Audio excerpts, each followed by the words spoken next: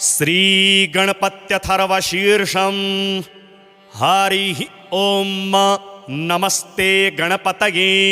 त्वमेव प्रत्यक्षं तत्त्वमसि त्वमेव केवलं कर्तासि त्वमेव केवलं धर्तासि त्वमेव केवलं हर्तासि त्वमेव सर्वं खलु इदं ब्रह्मासि त्वं साक्षादात्मासि नित्यं ऋतं वच्मि सत्यं वच्मि अवत्वं माम् अववक्तारम् अवश्रोतारम् अवदातारम् अवधातारम् अवानुचानमवशिष्यम् अवपश्चात्तात अवपुरस्तात अवचोत्तरात्तात अवदक्षिणात्तात अवचोर्ध्वात्तात अवाधरात्तात सर्वतो मां पाहि पाहि समन्तात त्वं वाङ्मयस्त्वं चिन्मयः त्वमानन्दमयस्त्वं ब्रह्ममयः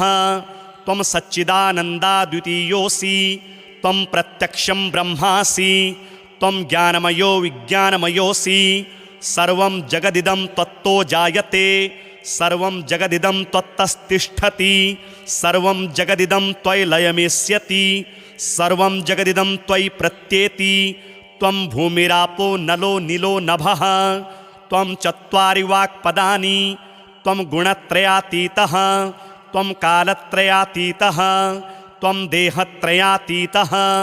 त्वं मूलाधार स्थितोऽसि नित्यं त्वं शक्तित्रयात्मकः त्वां योगिनो ध्यायन्ति नित्यं त्वं ब्रह्मा त्वं विष्णुस्त्वं रुद्रस्त्वम् इन्द्रस्त्वम् अग्निस्त्वं वायुस्त्वं सूर्यस्त्वं चन्द्रमास्त्वं ब्रह्मभूर्भुवः स्वरोम गणादिं पूर्वमुच्चार्य वर्णादिं तदनन्तरम् अनुस्वारः परतरः अर्धेन्दुलसितं तारेण रुद्धम् एतत्तौमनुस्वरूपं गकारः पूर्वरूपम् अकारो मध्यमरूपम् अनुस्वारश्चान्त्यरूपं विन्दुरुत्तररूपं नादः सन्धानं संहिता सन्धिः सैषा गणेशविद्या गणकऋषिः निच्चिद्गायत्री छन्दः श्रीमहागणपतिर्देवता ॐ गं गणपतये नमः एकदन्ताय विद्महे वक्रतुण्डाय धीमहि तन्नो दन्ती प्रचोदयात् एकदन्तं चतुर्हस्तं पाशमङ्कुशधारिणम् अभयं वरदं हस्तैर्विभ्राणं मूषकध्वजं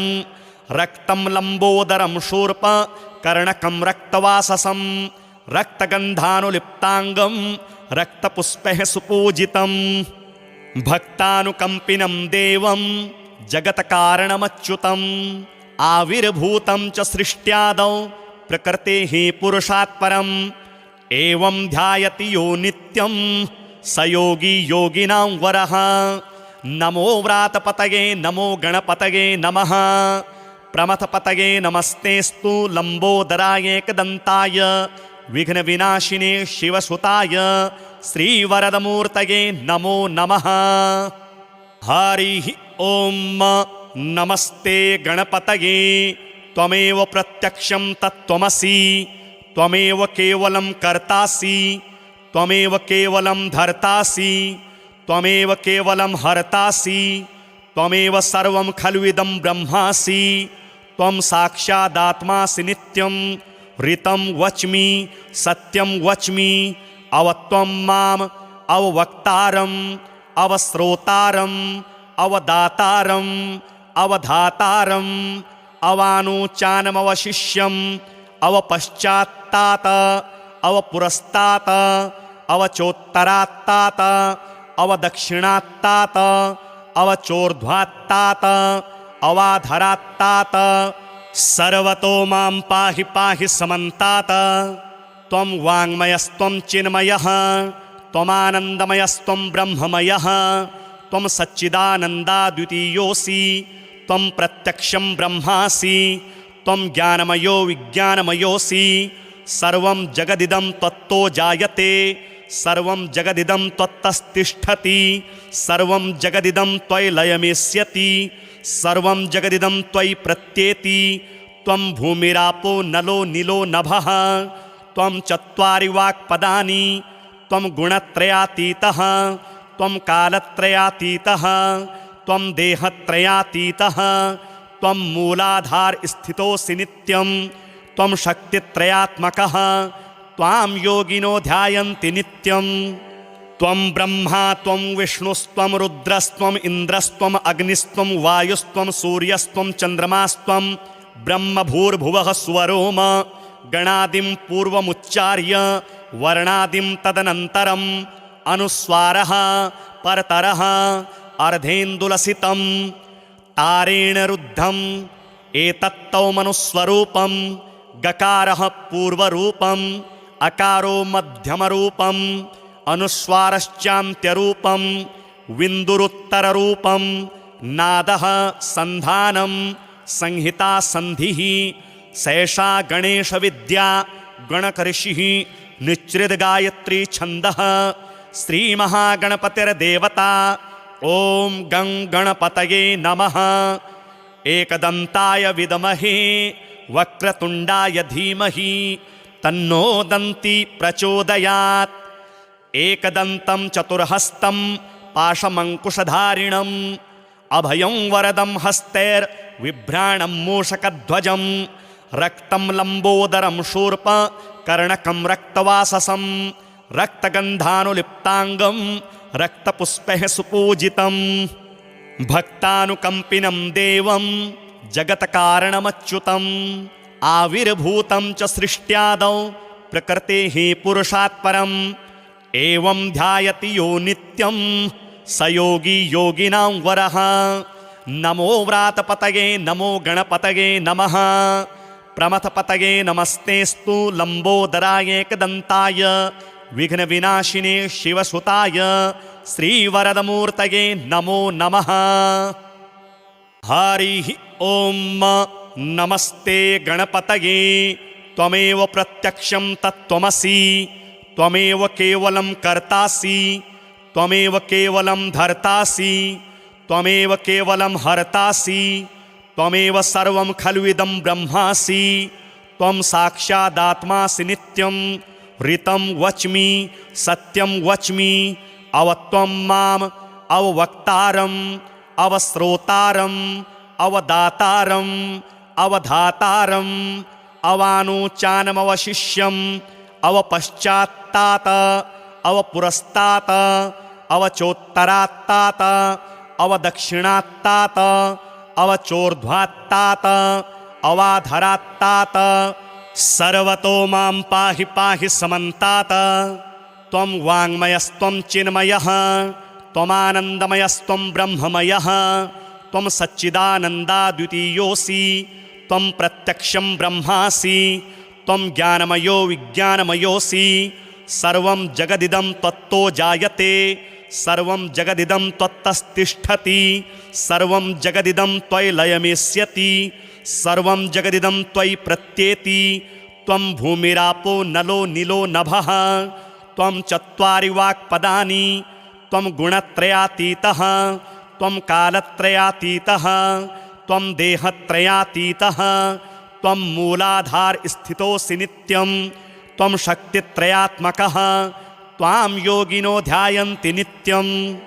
त्वं ब्रह्मा त्वं विष्णुस्त्वं रुद्रस्त्वम् इन्द्रस्त्वम् अग्निस्त्वं वायुस्त्वं सूर्यस्त्वं चन्द्रमास्त्वं ब्रह्मभूर्भुवः स्वरोम गणादिं पूर्वमुच्चार्य वर्णादिं तदनन्तरम् अनुस्वारः परतरः अर्धेन्दुलसितं तारेण रुद्धम् एतत्तौ मनुस्वरूपं गकारः पूर्वरूपम् अकारो मध्यमरूपम् अनुस्वारश्चान्त्यरूपं विन्दुरुत्तररूपं नादः सन्धानं संहिता सन्धिः सैषा गणेशविद्या गणकऋषिः निच्रिद्गायत्री छन्दः श्रीमहागणपतिर्देवता ॐ गं गणपतये नमः। एकदन्ताय विद्महे वक्रतुण्डाय धीमहि तन्नो दन्ती प्रचोदयात्। एकदन्तं चतुर्हस्तं पाशमङ्कुशधारिणम् अभयं वरदं हस्तैर्विभ्राणं मूषकध्वजं रक्तं लम्बोदरं शूर्प कर्णकं रक्तवाससं रक्तगन्धानुलिप्ताङ्गं रक्तपुष्पैः सुपूजितं भक्तानुकम्पिनं देवं जगत्कारणमच्युतम् आविर्भूतं च सृष्ट्यादौ प्रकृतेः पुरुषात् परम् एवं ध्यायति यो नित्यं स योगी योगिनां वरः। नमो व्रातपतये नमो गणपतये नमः। प्रमथपतये नमस्तेस्तु लम्बोदराय एकदन्ताय विघ्नविनाशिने शिवसुताय श्रीवरदमूर्तये नमो नमः। हरिः ॐ नमस्ते गणपतये त्वमेव प्रत्यक्षं तत्त्वमसि त्वमेव केवलं कर्तासि त्वमेव केवलं धर्तासि त्वमेव केवलं हर्तासि त्वमेव सर्वं खल्विदं ब्रह्मासि त्वं साक्षादात्मासि नित्यं ऋतं वच्मि सत्यं वच्मि अवत्वं माम् अववक्तारम् अवश्रोतारम् अवदातारम् अवधातारम् अवानुचानमवशिष्यम् अवपश्चात्तात अवपुरस्तात अवचोत्तरात्तात अवदक्षिणात्तात अवचोर्ध्वात्तात अवाधरात्तात सर्वतो मां पाहि पाहि समन्तात। त्वं वाङ्मयस्त्वं चिन्मयः त्वमानन्दमयस्त्वं ब्रह्ममयः त्वं सच्चिदानन्दाद्वितीयोऽसि त्वं प्रत्यक्षं ब्रह्मासि त्वं ज्ञानमयो विज्ञानमयोऽसि सर्वं जगदिदं त्वत्तो जायते सर्वं जगदिदं त्वत्तस्तिष्ठति सर्वं जगदिदं त्वयि लयमेष्यति सर्वं जगदिदं त्वयि प्रत्येति त्वं भूमिरापो नलो नीलो नभः त्वं चत्वारि वाक्पदानि त्वं गुणत्रयातीतः त्वं कालत्रयातीतः त्वं देहत्रयातीतः त्वं मूलाधार स्थितोऽसि नित्यं त्वं शक्तित्रयात्मकः त्वां योगिनो ध्यायन्ति नित्यं त्वं ब्रह्मा त्वं विष्णुस्त्वं रुद्रस्त्वम् इन्द्रस्त्वम् अग्निस्त्वं वायुस्त्वं सूर्यस्त्वं चन्द्रमास्त्वं ब्रह्मभूर्भुवः स्वरोम गणादिं पूर्वमुच्चार्य वर्णादिं तदनन्तरम् अनुस्वारः परतरः अर्धेन्दुलसितं तारेण रुद्धम् एतत्तौ मनुस्वरूपं गकारः पूर्वरूपम् अकारो मध्यमरूपम् अनुस्वारश्चान्त्यरूपं विन्दुरुत्तररूपं नादः सन्धानं संहिता सन्धिः सैषा गणेशविद्या गणकऋषिः निच्चिद्गायत्री छन्दः श्रीमहागणपतिर्देवता ॐ गं गणपतये नमः। एकदन्ताय विद्महे वक्रतुण्डाय धीमहि तन्नो दन्ती प्रचोदयात्। एकदन्तं चतुर्हस्तं पाशमङ्कुशधारिणम् अभयं वरदं हस्तैर्विभ्राणं मूषकध्वजं रक्तं लम्बोदरं शूर्प कर्णकं रक्तवाससं रक्तगन्धानुलिप्ताङ्गं रक्तपुष्पैः सुपूजितं भक्तानुकम्पिनं देवं जगत्कारणमच्युतम् आविर्भूतं च सृष्ट्यादौ प्रकृतेः पुरुषात् परम् एवं ध्यायति यो नित्यं स योगी योगिनां वरः। नमो व्रातपतये नमो गणपतये नमः। प्रमथपतये नमस्तेस्तु लम्बोदराय एकदन्ताय विघ्नविनाशिने शिवसुताय श्रीवरदमूर्तये नमो नमः। हरिः ॐ नमस्ते गणपतये त्वमेव प्रत्यक्षं तत्त्वमसि त्वमेव केवलं कर्तासि त्वमेव केवलं धर्तासि त्वमेव केवलं हर्तासि त्वमेव सर्वं खल्विदं ब्रह्मासि त्वं साक्षादात्मासि नित्यं ऋतं वच्मि सत्यं वच्मि अवत्वं माम् अववक्तारम् अवश्रोतारम् अवदातारम् अवधातारम् अवानुचानमवशिष्यम् अवपश्चात्तात अवपुरस्तात अवचोत्तरात्तात अवदक्षिणात्तात अवचोर्ध्वात्तात अवाधरात्तात सर्वतो मां पाहि पाहि समन्तात त्वं वाङ्मयस्त्वं चिन्मयः त्वमानन्दमयस्त्वं ब्रह्ममयः त्वं सच्चिदानन्दाद्वितीयोऽसि त्वं प्रत्यक्षं ब्रह्मासि त्वं ज्ञानमयो विज्ञानमयोऽसि सर्वं जगदिदं त्वत्तो जायते सर्वं जगदिदं त्वत्तस्तिष्ठति सर्वं जगदिदं त्वयि लयमेष्यति सर्वं जगदिदं त्वयि प्रत्येति त्वं भूमिरापो नलो नीलो नभः त्वं चत्वारि वाक्पदानि त्वं गुणत्रयातीतः त्वं कालत्रयातीतः त्वं देहत्रयातीतः त्वं मूलाधारस्थितोऽसि नित्यं त्वं शक्तित्रयात्मकः त्वां योगिनो ध्यायन्ति नित्यं त्वं ब्रह्मा त्वं विष्णुस्त्वं रुद्रस्त्वम् इन्द्रस्त्वम् अग्निस्त्वं वायुस्त्वं सूर्यस्त्वं चन्द्रमास्त्वं ब्रह्मभूर्भुवः स्वरोम गणादिं पूर्वमुच्चार्य वर्णादिं तदनन्तरम् अनुस्वारः परतरः अर्धेन्दुलसितं तारेण रुद्धम् एतत्तौ मनुस्वरूपं गकारः पूर्वरूपम् अकारो मध्यमरूपम् अनुस्वारश्चान्त्यरूपं विन्दुरुत्तररूपं नादः सन्धानं संहिता सन्धिः सैषा गणेशविद्या गणकऋषिः निच्चिद्गायत्री छन्दः श्रीमहागणपतिर्देवता ॐ गं गणपतये नमः एकदन्ताय विद्महे वक्रतुण्डाय धीमहि तन्नो दन्ती प्रचोदयात् एकदन्तं चतुर्हस्तं पाशमङ्कुशधारिणम् अभयं वरदं हस्तैर्विभ्राणं मूषकध्वजं रक्तं लम्बोदरं शूर्प कर्णकं रक्तवाससं रक्तगन्धानुलिप्ताङ्गं रक्तपुष्पैः सुपूजितं भक्तानुकम्पिनं देवं जगत्कारणमच्युतम् आविर्भूतं च सृष्ट्यादौ प्रकृतेः पुरुषात् परम् एवं ध्यायति यो नित्यं स योगी योगिनां वरः नमो व्रातपतये नमो गणपतये नमः प्रमथपतये नमस्तेस्तु लम्बोदराय एकदन्ताय विघ्नविनाशिने शिवसुताय श्रीवरदमूर्तये नमो नमः। हरिः ॐ नमस्ते गणपतये त्वमेव प्रत्यक्षं तत्त्वमसि त्वमेव केवलं कर्तासि त्वमेव केवलं धर्तासि त्वमेव केवलं हर्तासि त्वमेव सर्वं खलु इदं ब्रह्मासि त्वं साक्षादात्मासि नित्यं ऋतं वच्मि सत्यं वच्मि अवत्वं माम् अववक्तारम् अवश्रोतारम् अवदातारम् अवधातारम् अवानुचानमवशिष्यम्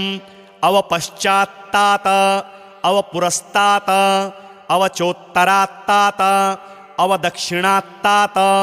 अवचोर्ध्वात्तात अवाधरात्तात सर्वतो मां पाहि पाहि समन्तात त्वं वाङ्मयस्त्वं चिन्मयः त्वमानन्दमयस्त्वं ब्रह्ममयः त्वं सच्चिदानन्दाद्वितीयोऽसि त्वं प्रत्यक्षं ब्रह्मासि त्वं ज्ञानमयो विज्ञानमयोऽसि सर्वं जगदिदं त्वत्तो जायते सर्वं जगदिदं त्वत्तस्तिष्ठति सर्वं जगदिदं त्वयि लयमेष्यति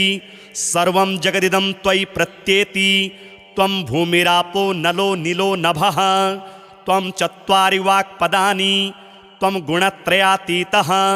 त्वं कालत्रयातीतः त्वं देहत्रयातीतः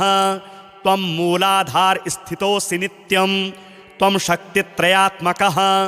त्वां योगिनो ध्यायन्ति नित्यं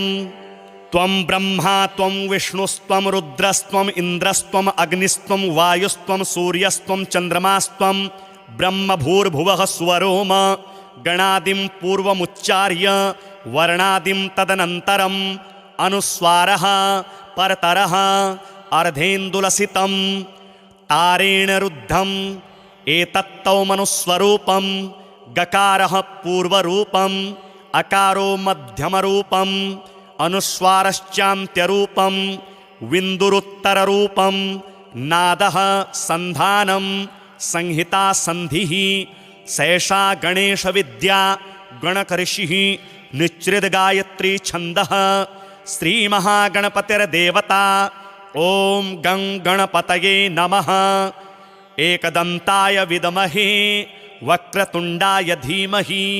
तन्नो दन्ती प्रचोदयात्। एकदन्तं चतुर्हस्तं पाशमङ्कुशधारिणम् अभयं वरदं हस्तैर्विभ्राणं मूषकध्वजं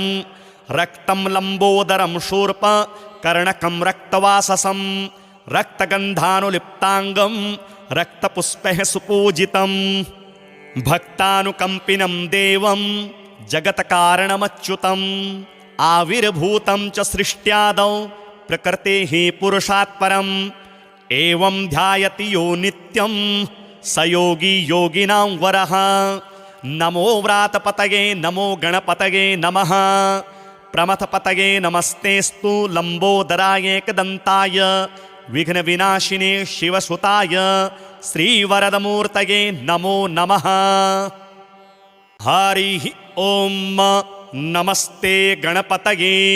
त्वमेव प्रत्यक्षं तत्त्वमसि त्वमेव केवलं कर्तासि त्वमेव केवलं धर्तासि त्वमेव केवलं हर्तासि त्वमेव सर्वं खलु इदं ब्रह्मासि। त्वं साक्षादात्मासि नित्यं ऋतं वच्मि सत्यं वच्मि अवत्वं माम् अववक्तारम् अवश्रोतारम् अवदातारम् अवधातारम् अवानुचानमवशिष्यम् अवपश्चात्तात अवपुरस्तात अवचोत्तरात्तात अवदक्षिणात्तात अवचोर्ध्वात्तात अवाधरात्तात सर्वतो मां पाहि पाहि समन्तात। त्वं वाङ्मयस्त्वं चिन्मयः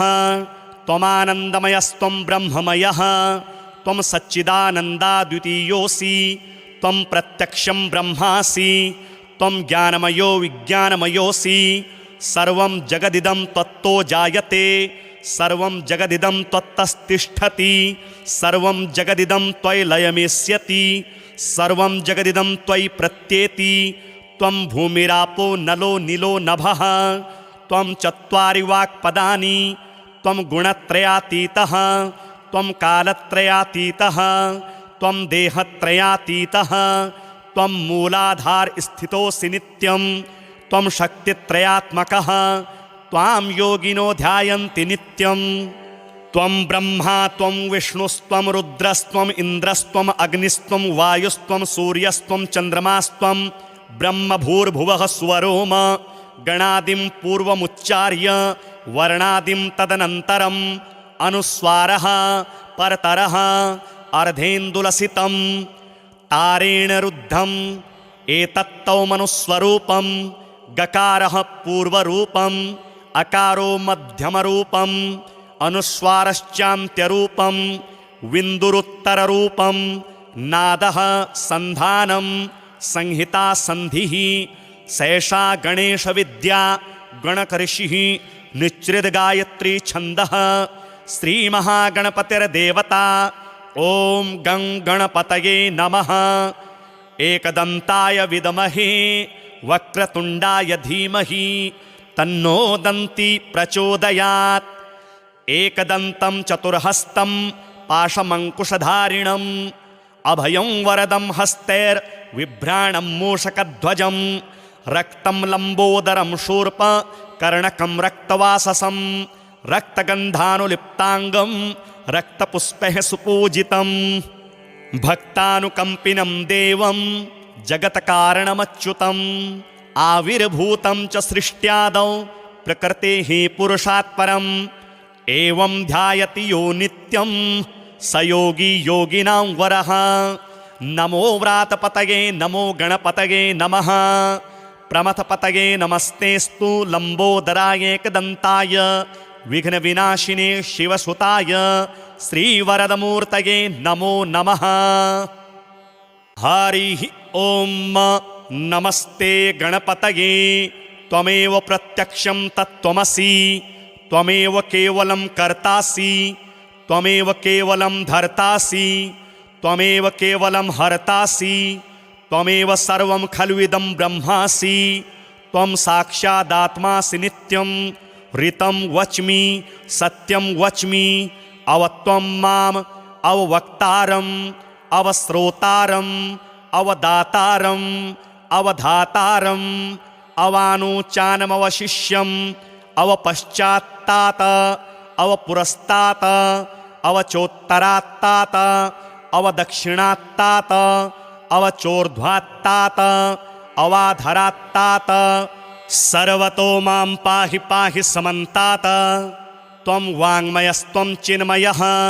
त्वमानन्दमयस्त्वं ब्रह्ममयः त्वं सच्चिदानन्दाद्वितीयोऽसि त्वं प्रत्यक्षं ब्रह्मासि त्वं ज्ञानमयो विज्ञानमयोऽसि सर्वं जगदिदं त्वत्तो जायते सर्वं जगदिदं त्वत्तस्तिष्ठति सर्वं जगदिदं त्वयि लयमेष्यति सर्वं जगदिदं त्वयि प्रत्येति त्वं भूमिरापो नलो नीलो नभः त्वं चत्वारि वाक्पदानि त्वं गुणत्रयातीतः त्वं कालत्रयातीतः त्वं देहत्रयातीतः त्वं मूलाधारस्थितोऽसि नित्यं त्वं शक्तित्रयात्मकः त्वां योगिनो ध्यायन्ति नित्यं त्वं ब्रह्मा त्वं विष्णुस्त्वं रुद्रस्त्वम् इन्द्रस्त्वम् अग्निस्त्वं वायुस्त्वं सूर्यस्त्वं चन्द्रमास्त्वं ब्रह्मभूर्भुवः स्वरोम गणादिं पूर्वमुच्चार्य वर्णादिं तदनन्तरम्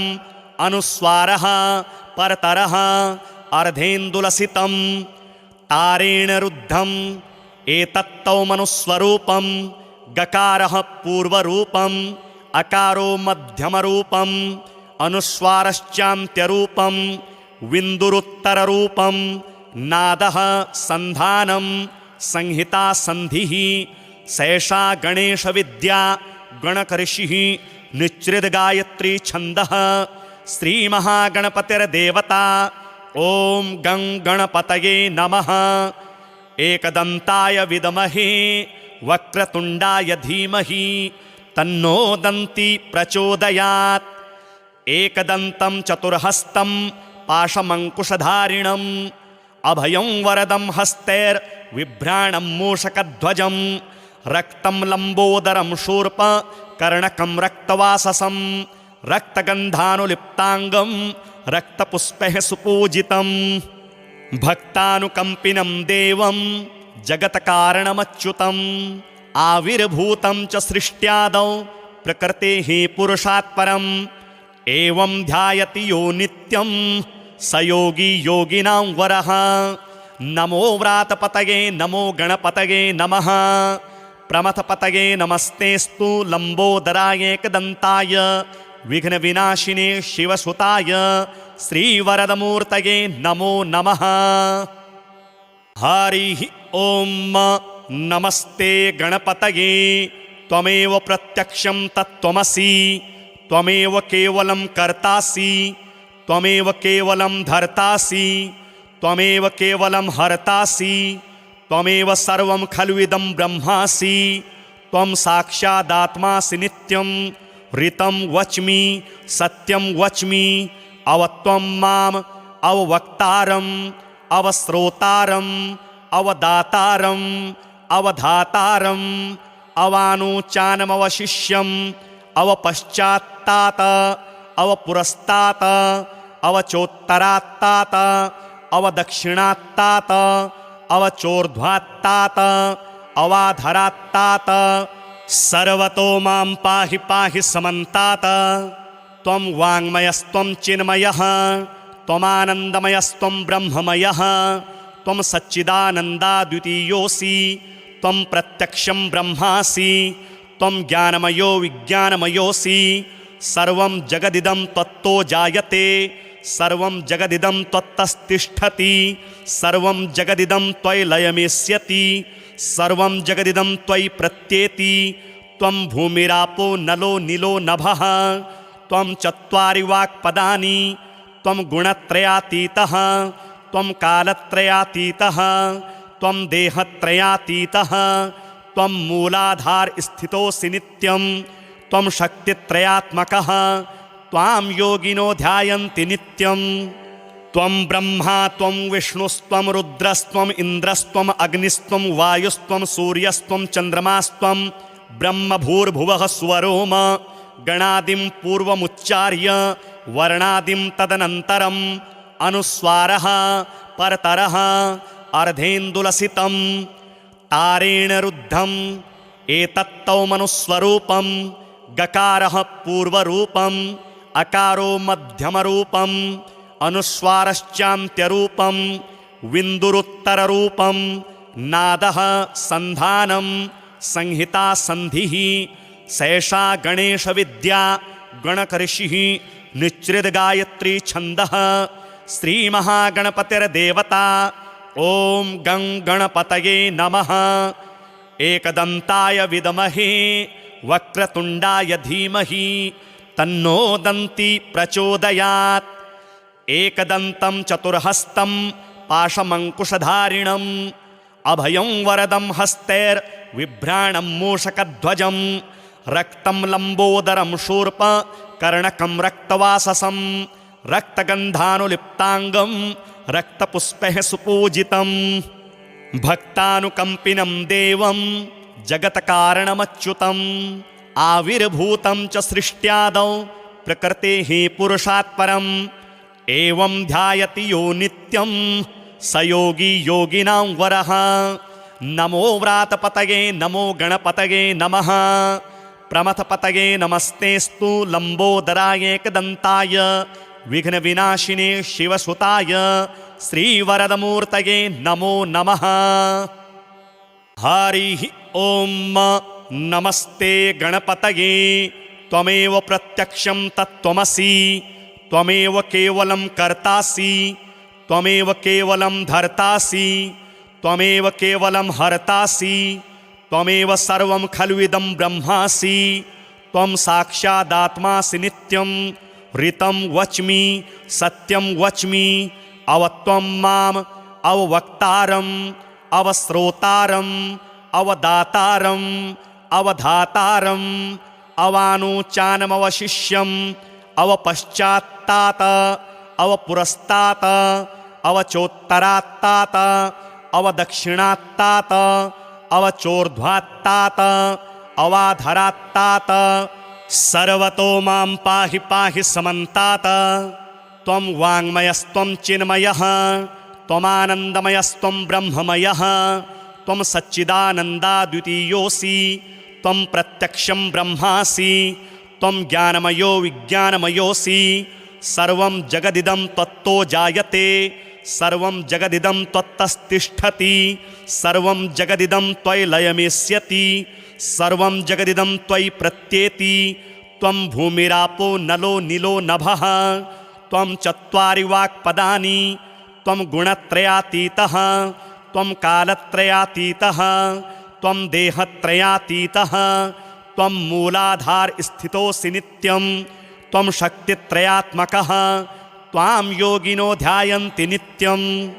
त्वं ब्रह्मा त्वं विष्णुस्त्वं रुद्रस्त्वम् इन्द्रस्त्वम् अग्निस्त्वं वायुस्त्वं सूर्यस्त्वं चन्द्रमास्त्वं ब्रह्मभूर्भुवः स्वरोम गणादिं पूर्वमुच्चार्य वर्णादिं तदनन्तरम् अनुस्वारः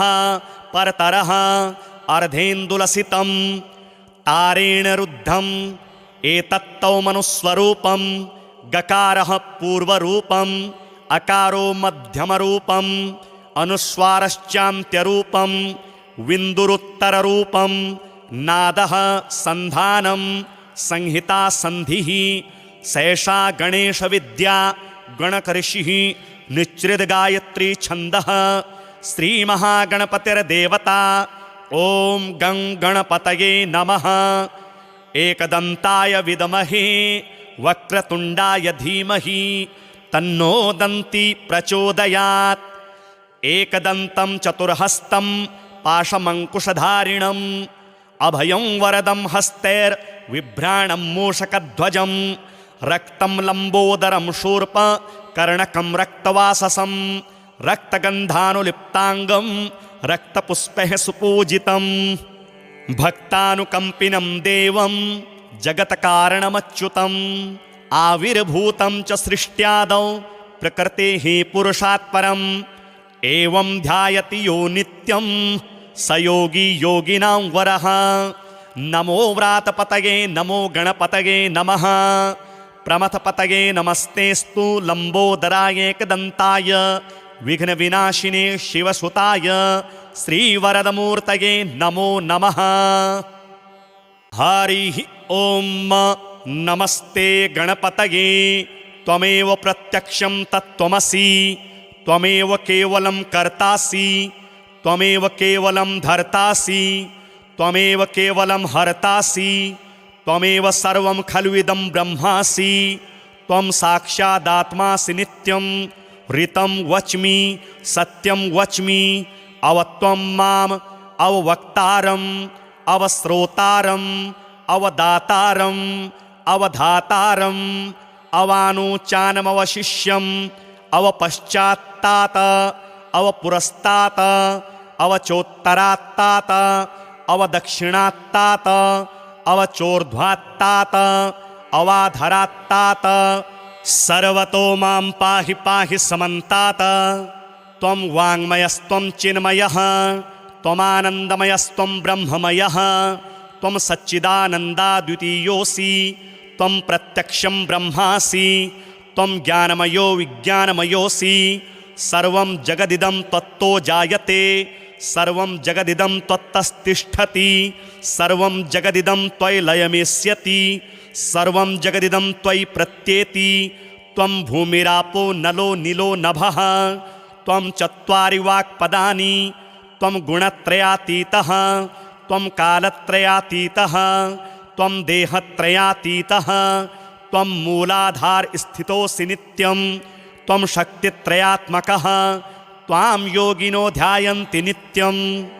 त्वं ब्रह्मा त्वं विष्णुस्त्वं रुद्रस्त्वम् इन्द्रस्त्वम् अग्निस्त्वं वायुस्त्वं सूर्यस्त्वं चन्द्रमास्त्वं